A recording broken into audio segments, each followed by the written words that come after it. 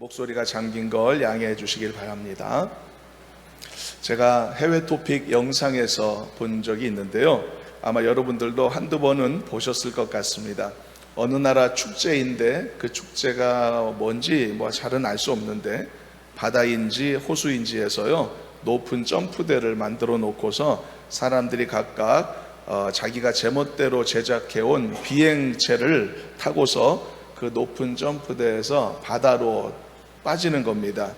그러면 사람들이 만든 구조물은 대부분 허접한 것들이라서 날지 못하고 바닷속으로 고꾸라치게 되거든요. 간혹가다 제대로 만든 비행체는 그래도 한 20m, 30m 조금씩 가다가 그래도 다 결국은 바다에 빠지게 됩니다. 자기가 만들어 온 구조물이 날 수 있다고 생각하는 그 모습도 우습고, 그리고 실제로 그 구조물을 타고 바다에 멋지게 꼬꾸라지는 그 모습도 우스워서 많은 사람들에게 즐거움을 안겨주는 그런 축제인 것 같습니다. 그런데 그 영상을 보면서 우리가 일반적으로 알고 있는 비행기라는 물체에 대한 상식이 깨지는 것을 볼 수가 있는데요. 사람들이 온갖 이상한 물건을 만들어 오기 때문입니다. 자기가 직접 발로 구르는 자전거 페달을 달고서 그걸로 양쪽에 날갯짓을 하게 구조적으로 만들어 온 사람이 있는가 하면 그게 어떻게 하늘을 날겠습니까? 어떤 사람은 자기가 만든 비행체에 위에 프로펠러를 달아놓고 그것도 체인으로 연결해서 손으로 이렇게 돌려서 하늘을 날겠다고 가져오는 사람들도 있고, 이렇게 해괴한 아이디어를 가진 많은 사람들이 엽기적인 그런 비행기를 만들어 오는 것을 보았습니다. 그래서 그 영상을 보면서 들었던 생각이 있는데요.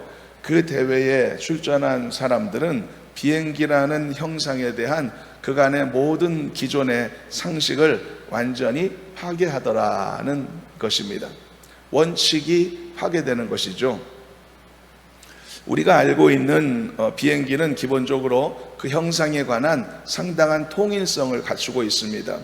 과거 인류가 비행기를 발명하던 그 시절에는 우리가 해외 토픽에서 볼 수 있었던 그런 장면들의 구조물들도 없지 않았었겠지만은, 그러나 시간이 지나면서 이제 어떤 형상이 가장 안전하고 가장 효율적인가를 많은 시행착오를 거쳐서 이제 알아가게 되었고, 오늘날의 비행기의 모양을 갖추게 되었던 것이죠.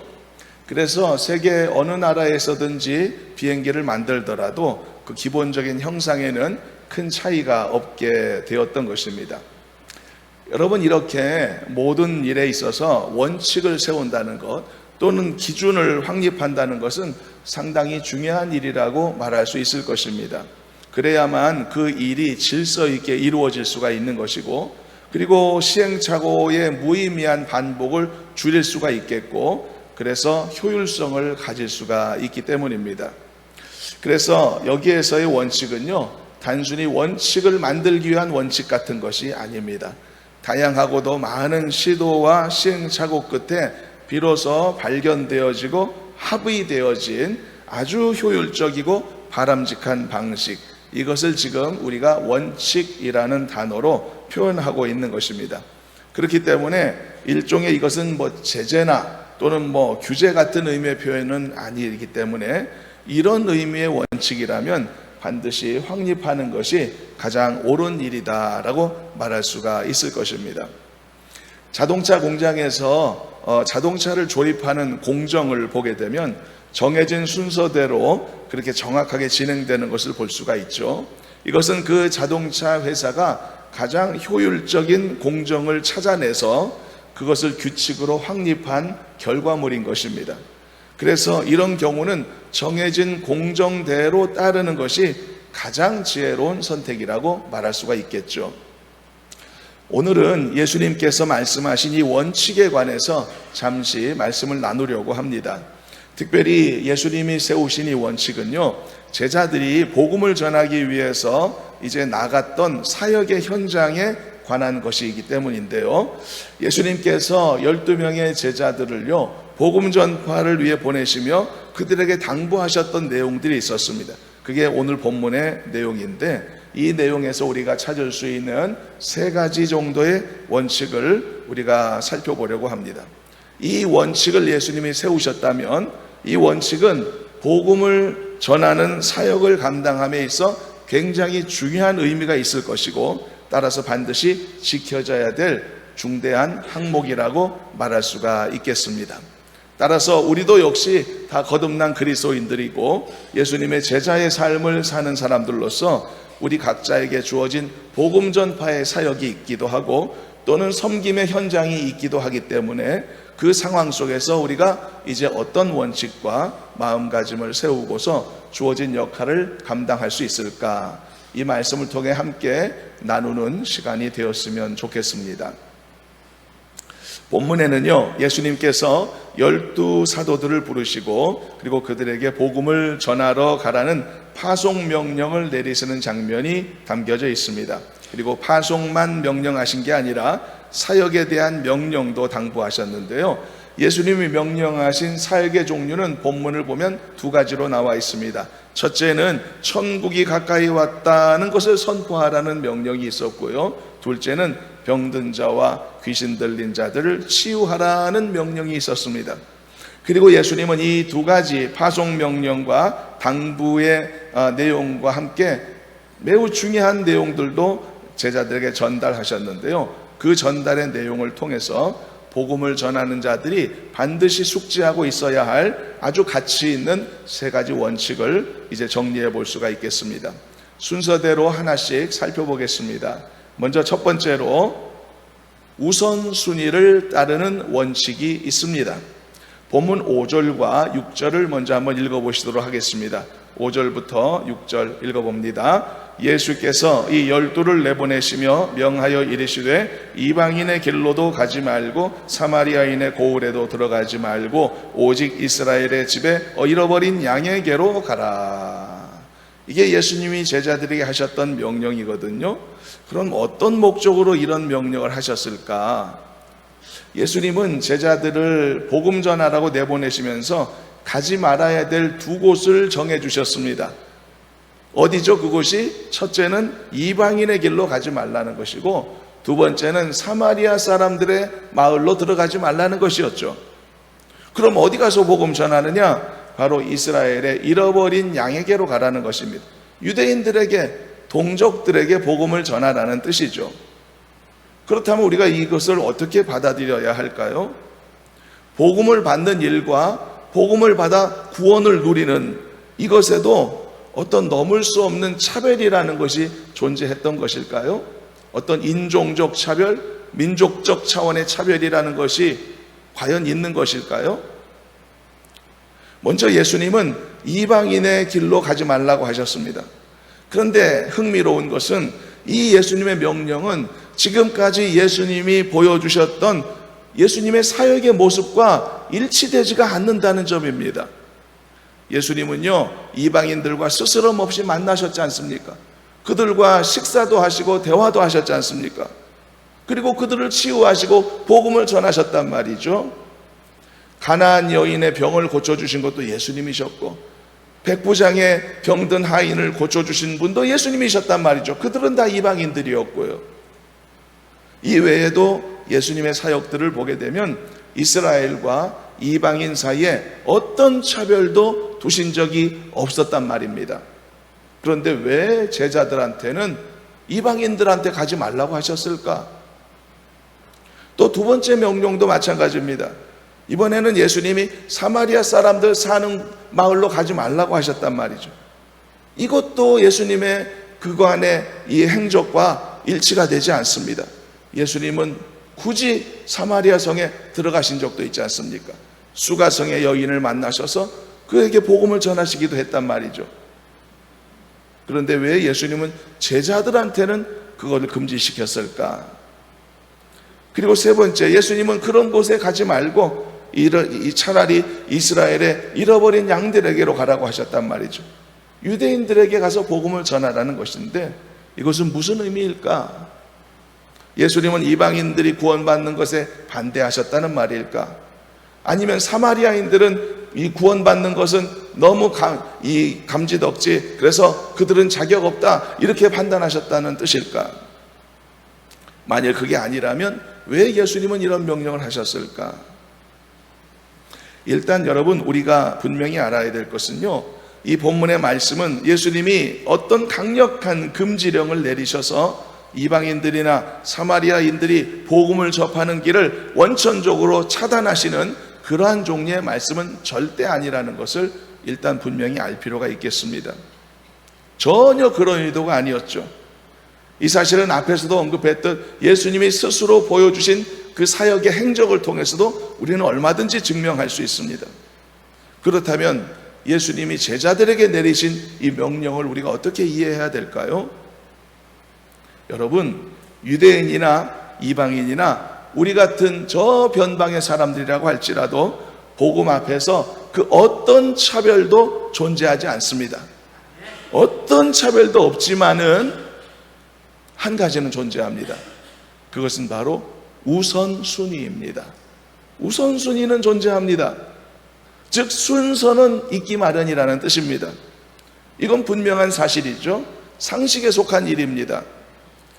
하나님께서 아담과 하와의 타락 이후로 온 인류의 구원과 회복을 이루시기 위해 택하신 사람이 있었죠. 누굴 택하셨죠? 아브라함을 선택하셨단 말입니다. 저 동아시아의 변방의 어떤 민족을 선택하신 게 아니었습니다. 저 유럽 대륙에 흩어져 살고 있었던 야만족들을 선택하신 것도 아니었습니다. 하나님은 근동 지역에 거주하던 아브라함이라고 하는 한 사람을 선택하셨던 것이죠. 그리고 하나님이 그 다음에 어떤 계획을 세우셨죠? 하나님께서 아브라함 한 사람을 선택하셨지만 그러나 그를 통해서 그의 후손들이 복을 받게 하셨죠. 구원을 얻게 하셨죠. 그리고 그것뿐만이 아니고 그 후손들의 또 후손들과 그 주변의 많은 사람들에게 구원의 복이 퍼져가도록 그렇게 계획하셨단 말입니다. 바로 이러한 하나님의 구원의 계획 속에는 당연히 순서라는 것이 발생될 수밖에 없었던 것이죠. 이건 매우 당연한 일이었던 것입니다. 비행기 티켓을 모두가 값을 주고 샀다면 공평한 탑승의 기회가 주어지게 되겠죠. 그렇다고 하더라도 비행기에 탑승하는 순서는 있기 마련인 것 아니겠습니까? 공평함이라는 원칙 하에서도 순서는 항상 발생될 수 있다는 뜻이죠. 여러분들도 이 예배 자리에 지금 굉장히 자유롭게 와 계시지 않습니까? 누가 막은 것도 아니고 누가 권면한 것도 아니고 여러분들 자유롭게 예배 자리에 와서 하나님 앞에 예배를 드리고 있는데, 여러분들이 누리고 있는 자유, 또 여러분들이 공평하게 이 자유를 누리고 다 계시지만, 그러나 아무래도 이제 예배 다 드리고 퇴장하실 때는 순서적으로 퇴장하시게 될 것 아니겠습니까? 어떻게 동시에 전부가 다 동시에 입장하고 동시에 퇴장하겠습니까? 아무래도 순서가 만들어지게 마련인 것이죠. 그래서 이것은 불공평의 문제와는 차원이 다른 관계가 없는 사안이라는 말씀을 하는 것입니다. 그래서 하나님이 정하신 순서에 따라 아브라함이라는 사람이 먼저 선택받아 하나님의 은혜에 이 안에 들어가게 되었고, 그 다음에는 아브라함의 후손들이 그 바톤을 이어받은 것이고, 그 다음은 그들의 후손들과 그들의 이웃들을 통해 모든 민족과 열방들이 구원을 받게 이르게 되었다는 것이죠. 그래서요, 오늘 본문에 나오는 이 예수님의 명령은 구원의 보편성을 차단하는 그런 잘못된 명령으로 오해를 할 것이 아니고, 복음이 전파되어야 하는 이 우선순위의 문제로서 예수님이 제자들에게 이렇게 명령하셨던 것이다 라고 우리가 이해하면 좋을 것 같습니다. 사도 바울도요, 바로 이 사실에 대해서 분명한 우선순위가 있다는 것을 말씀한 적도 있는데요. 참고로 로마서 1장 16절을 한번 함께 읽어보시도록 하겠습니다. 함께 읽어봅니다. 내가 복음을 부끄러워하지 아니하노니 이 복음은 모든 믿는 자에게 구원을 주시는 하나님의 능력이 됨이라. 먼저는 유대인에게요, 그리고 헬라인에게로다. 순서 있습니까? 없습니까? 순서가 있는 거죠. 먼저 유대인에게, 그 다음 순서가 헬라인에게다. 그래서요, 예수님은 12 제자들을 보내시면서 가장 먼저 유대인에게, 너희 동족들에게 복음을 전하라 명령하셨던 겁니다. 왜냐하면 그게 순서이기 때문에, 그게 하나님의 구원의 계획에 부합한 과정이기 때문에 그렇게 명령하셨던 것이죠. 그 대신 말입니다. 그 대신 예수님께서 나중에 이제 십자가에 죽으시고 부활하시고 승천하시면서는 이 똑같은 제자들에게 당부하셨는데, 그때는 어떻게 당부하신지 아십니까? 예수님이 마지막에 제자들에게 뭐라고 말씀하셨죠? 여러분 기억하시지 않나요? 너희는 모든 족속으로 제자를 삼고 온 유대와 사마리아와 땅 끝까지 이르러 내 증인이 되라 라고 말씀하셨죠. 재밌지 않습니까? 오늘 본문에서는 예수님이 제자들한테 사마리아에 가지 마라고 하셨는데, 예수님이 승천하실 때는 뭐라고요? 이제는 사마리아에도 가라 명령하셨고, 본문에는 예수님이 이방인의 마을로 가지 마라 하셨는데, 예수님이 승천하실 때는 이제 땅 끝까지라도 가서 내 증인이 되라 라고 하셨단 말이죠.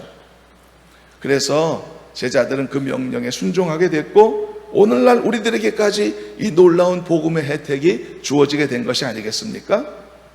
그러므로 사랑하는 여러분, 하나님이 행하시고 하나님이 정하시는 모든 일에는 한치의 오차도 없다는 사실을 인정하고 잊지 말고 입술로 고백하고 그것을 찬송할 줄 아는 믿음의 사람들이 되기를 주님의 이름으로 축원합니다.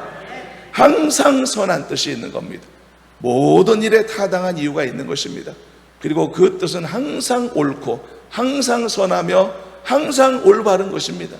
좋은 결과인 것이고 우리 모두에게 유익된 하나님의 계획이라는 것을 한순간도 잊어버리지 않는 우리가 되어야 할 줄로 믿습니다. 그래야만 하나님의 말씀과 그 행하심을 의심하지 않는 사람이 될 수 있는 겁니다. 전적으로 신뢰하고 따르는 믿음의 사람들이 될 수 있는 것입니다. 여러분, 믿는다는 믿음으로 사는 사람으로서 우리에게 주어진 가장 큰 과제는 뭐냐면 전적으로 신뢰하는 겁니다. 하나님을 완벽하게 신뢰하는 겁니다. 내 상황과 환경이 어떠하다 할지라도 하나님을 의심하지 않는 겁니다. 그게 성도의 가장 중요한 인생의 숙제, 신앙의 숙제인 것입니다. 이 숙제를 잘 감당해서 좋은 점수 받는 우리가 되셨으면 좋겠습니다. 이사야 26장에서도 말하죠. 너희는 여호와를 영원히 신뢰하라. 주 여호와는 영원한 반석이심이로다. 하나님을 신뢰하는 성도가 되어야 할 줄로 믿습니다. 대체로 보면 믿음이 연약한 사람들이 하나님을 의심합니다. 그리고 또 하나, 마음에 교만이 있는 사람이 하나님을 의심하기가 쉽습니다. 하나님을 의심한다는 것은 신뢰하지 못한다는 거죠. 믿지 못하겠다는 것이죠. 그래서 말씀대로 살지 않으려고 하는 것이죠. 말씀대로 살아도 별거 없을 거라고 생각하니까 결국 이 모든 게 의심에서 비롯된 결과들인 겁니다. 나의 생각이 더 크게 보여지게 여겨지고 내 판단이 더 옳다라고 생각하는 이 내 마음에서 벗어나지 못하는 것이죠. 그 마음에서 벗어나지 못하는 한 그는 평생도록 자기중심적으로는 살 수 있겠으나 매사에 의심하는 신자로 하나님의 그 은혜, 말씀과 약속이 내 인생에 들어오지 못하도록 내가 스스로 막고 사는 그런 안타까운 인생으로, 그렇게 이름뿐인 신자로 살 수밖에 없게 되는 것이죠. 의심했던 베드로가 있었죠. 베드로는 의심 때문에 점점 그의 몸이 물속으로 빠져들어갔었지 않습니까? 의심했던 도마 같은 사람도 있었죠. 그가 의심했던 상황 속에서는 예수님의 부활의 그 기쁨과 감격을 조금도 공유하지 못하지 않았습니까? 그래서 여러분, 의심을 몰아내야만 말씀이 믿어지게 되는 것입니다. 그리고 말씀대로 살 것을 기대하고 기꺼이 그 길을 선택할 수 있는 사람이 되는 것입니다. 이런 믿음과 이런 큰 확신이 하나님의 말씀과 또 주어진 직분과 사역을 대하는 우리 모두에게 견고히 세워질 수 있기를 간절히 소망합니다. 여러분, 순서 때문에 상처 입지 마시길 바랍니다. 순서는 항상 있는 것입니다. 순서는 공평함과 관계가 없는 것입니다. 그렇기 때문에 여러분, 얼마나 많은 사람들이 이 순서 문제 때문에 낙심하는 사람들이 얼마나 많습니까? 또 반대로 이 순서 때문에 어떤 사람은 자고하고 교만하고 이런 사람들이 얼마나 많습니까? 이건 무익한 모습인 것입니다. 무익한 행동인 것입니다. 하나님은 다 계획이 있으신 줄로 믿습니다.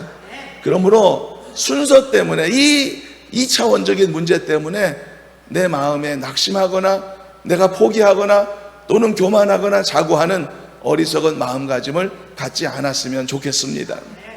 여러분, 구원에도 순서가 있는 건 아닙니까? 그러면은 여러분 사랑하는 이들을 위해서, 그들의 구원을 위해서 기도하는 분들이 계실 텐데 여러분 낙심하지 마시길 바랍니다. 하나님께 순서가 있겠구나. 여러분 마지막까지, 끝까지 낙심하지 말고 여러분들을 구원받아야 될 자녀들을 위해서, 구원받아야 될 아내와 남편들을 위해서, 부모들을 위해서 기도하기를 그치지 않는 여러분 되시길 바랍니다. 하나님께서는 반드시 기도를 들어주실 줄로 믿습니다. 그리고 두 번째, 예수님이 세우신 두 번째 원칙이 있습니다. 그것은요, 거저 받았으니 거저 주어야 한다라는 원칙입니다. 본문 8절을 읽어보시도록 하겠습니다. 8절 읽어봅니다. 병든 자를 고치며 죽은 자를 살리며 나병 환자를 깨끗하게 하며 귀신을 쫓아내되 너희가 거저 받았으니 거저 주라. 예수님은요, 복음을 전하기 위해 세상으로 나아가는 제자들 향해 이 중요한 마음가짐을 전달하신 겁니다. 내가 복음을 전할 때 내 마음 자세를 결정짓게 만드는 중대한 부분입니다. 그것은 사람들에게 천국 복음을 전할 때 대가를 기대하지 말라는 것이죠. 너희들도 복음을 거저 받았으니 너희들도 거저 복음을 주어야 한다는 이야기입니다. 여러분, 이 세상의 경제 논리로 보면은요, 내가 값을 치르고 산 물건은 누구에게 공짜로 줄 수가 없을 겁니다. 이건 기본 상식입니다. 경제 논리죠. 이 논리가 깨지면은 경제 활동 자체가 이루어지지 않을 겁니다. 내가 만일 어떤 좋은 나무를, 값비싼 나무를 사서 열심히 깎아서 아름다운 의자나 탁자를 만들었다고 생각해 보겠습니다. 그러면 여러분, 그것이 어떻게 누구에게 공짜로 갈 수 있겠습니까?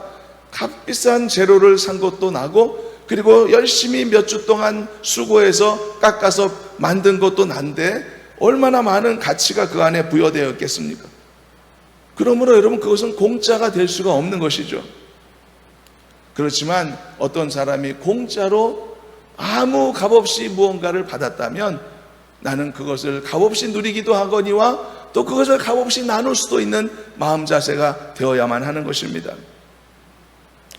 예수님은요, 천국 복음을 전하러 가는 제자들에게 바로 이 원리를 분명하게 깨우쳐 주셨던 것입니다. 우리가 그리스도인으로 살아가며 지금까지 얼마나 많은 것들을 은혜로 누리고 있습니까만 그 중에서 가장 명백하게 거저받은 것이 한 가지가 있습니다. 그것은 바로 천국 복음입니다. 구원의 은혜입니다. 왜 우리가 이걸 거저받았다고 말할 수밖에 없을까? 그 이유는 천국 복음은 절대로 돈으로 살 수가 없는 부분이기 때문이죠. 돈으로 살 수 없다는 것은 결국은 내가 어떤 방법을 사용해서도 가질 수 없는 것임을 증명하는 것입니다. 그런데 그럼에도 불구하고 어떻게 내가 이 천국 복음을 가졌나요? 어떻게 내가 구원받을 수 있었나요? 하나님이 거저 주셨기 때문이죠. 왜 거저 주셨나요? 주고는 싶으신데 나에게 그것을 받을 것, 나에게 그것을 살 어떤 것도 없었기 때문인 것이죠. 만일 나에게 천국 복음을 살 수 있는 어떤 돈이나 어떤 능력이 있었다면 하나님은 절대 공짜로 그것을 나에게 안 주셨을 겁니다.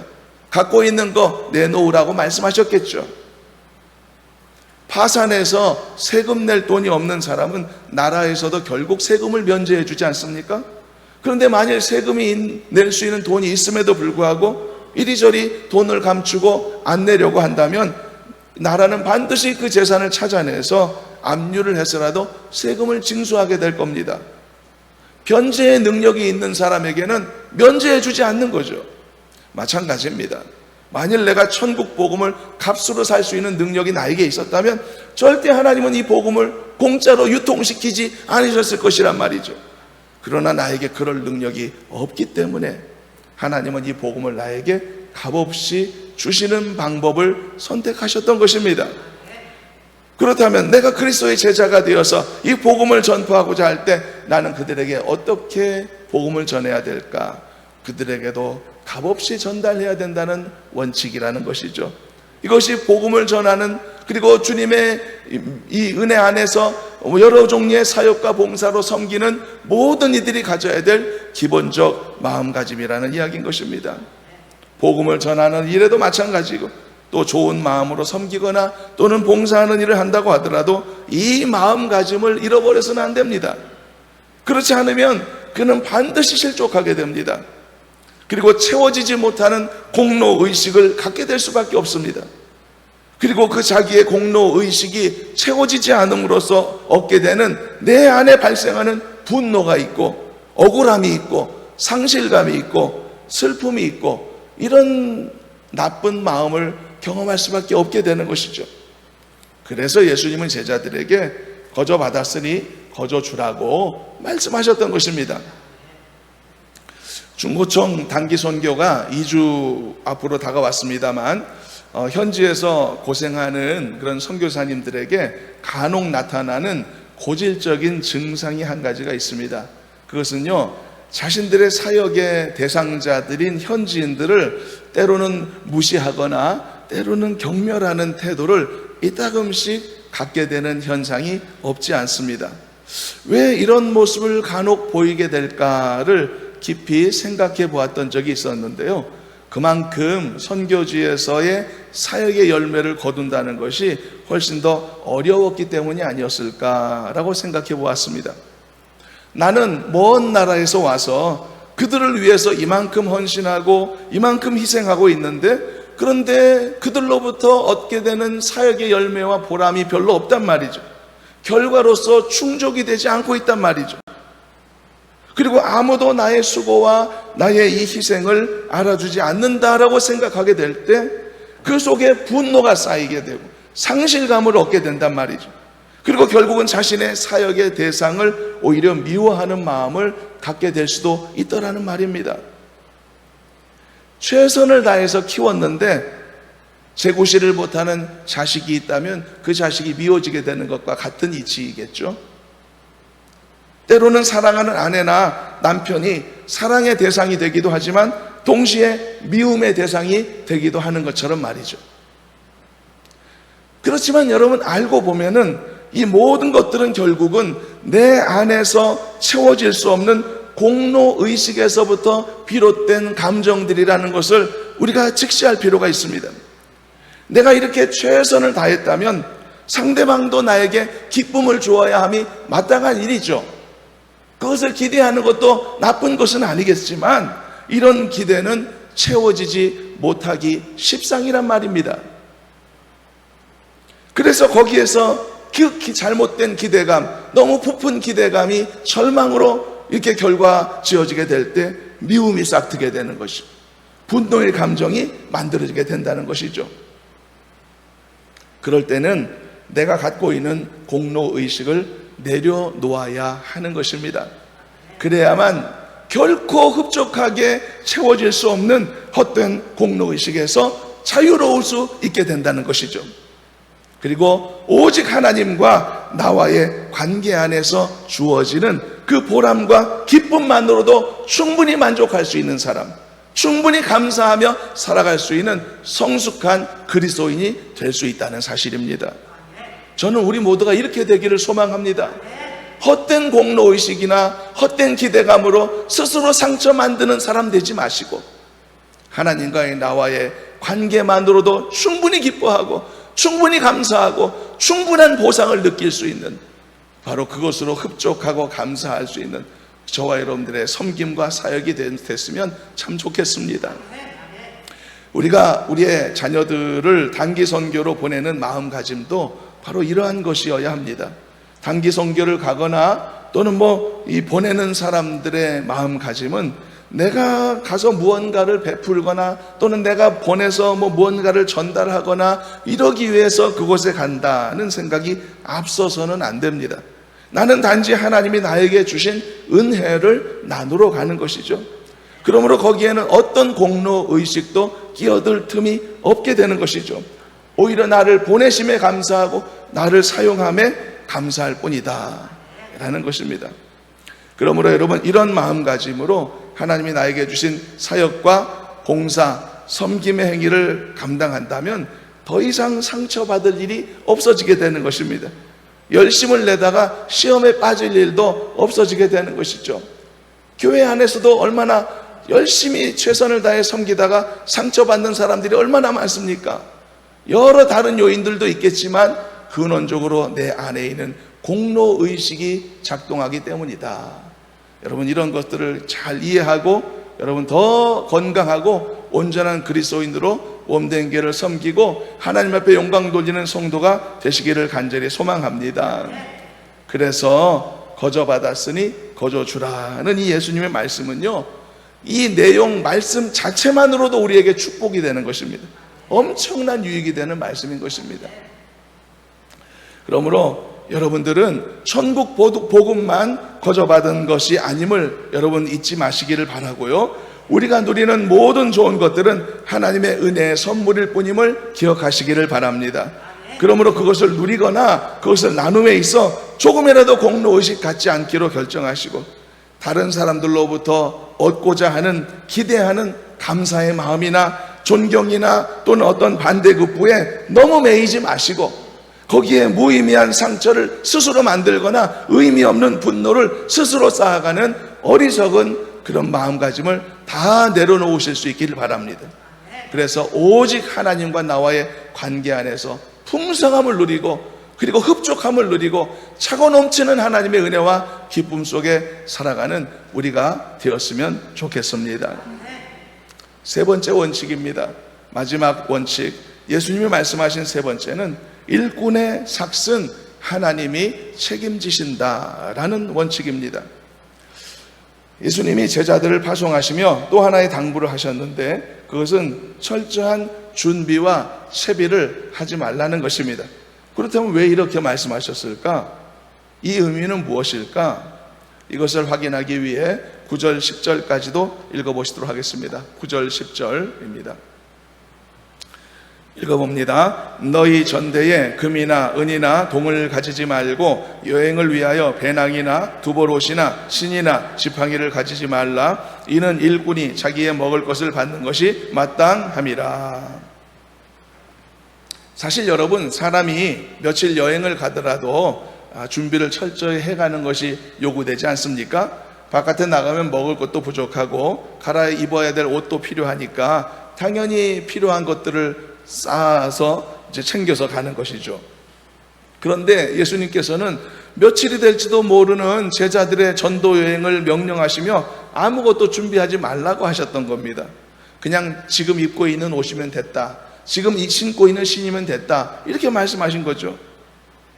그렇다면 예수님은 옷도 갈아입지 말고 복음을 전하라는 뜻이었을까? 음식도 먹지 말고 금식하면서 그 일을 하라고 말씀하셨던 것일까? 왜 예수님이 이런 명령하셨을까? 그것은요, 하나님이 챙기실 테니 너는 챙기지 않아도 된다, 이런 뜻이었던 겁니다. 예수님이 두 벌 옷을 준비하지 말라고 하신 것은 옷 한 벌로 버티면서 골탕 좀 먹어봐라, 이런 말씀하신 게 아니라 갈아입을 옷이 생길 것이다 라는 말씀을 하신 겁니다. 예수님이 음식을 준비하지 말라 하신 것은 굶고 다니면서 매운맛 좀 봐라, 이렇게 하신 것이 아니라 먹을 음식이 생길 거다라고 말씀하셨던 것입니다. 그렇다면 누가 옷과 음식을 제공합니까? 바로 복음을 전하는 그 성읍에서 제자들의 필요가 채워지게 된다는 것입니다. 제자들로부터 복음을 들은 사람들이, 그리고 제자들로부터 치유의 은혜를 경험한 사람들이 제자들이 입을 옷과 먹을 음식을 제공하게 될 것이란 말입니다. 다 좋습니다. 그런데 이걸 어떻게 보장합니까? 누가 보장합니까? 그런데 보장할 수 없으니까 사람들이 대비하고 준비하는 것 아닌가요? 그런데 예수님은 강력한 말씀으로 이건 반드시 보장된다라고 확답을 하셨던 것이죠. 그리고 그 이유에 대해 아주 간단한 논리로 다음과 같이 말씀하셨지 않습니까? 일꾼이 자기의 먹을 것을 받는 것은 너무도 마땅한 일이기 때문이라는 것이죠. 여러분, 복음을 전하는 일꾼들은 그의 삶을 하나님이 책임지신다는 것 잊지 마시길 바랍니다.